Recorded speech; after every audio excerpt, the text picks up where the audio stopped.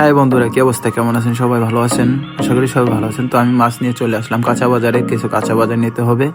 তো এই দেখতে পারতেছেন আমাদের শিবপুর বাজারে, গ্রামীণ বাজারে কাঁচা মালের অভাব নাই। কি লাগবে আপনার, শুধু মুখ দিয়ে চোখ দিয়ে দেখবেন, হাত দিয়ে নেবেন, এতটুকুই বাকি থাকবে।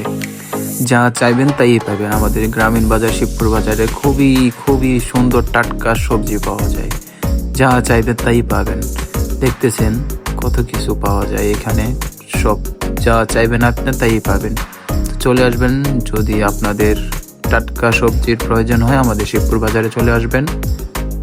খুবই সুস্বাদু টাটকা সবজি পেয়ে থাকবেন আপনারা ইনশাআল্লাহ। আর এই ভিডিওটা লাইক কমেন্ট শেয়ার করে দেবেন।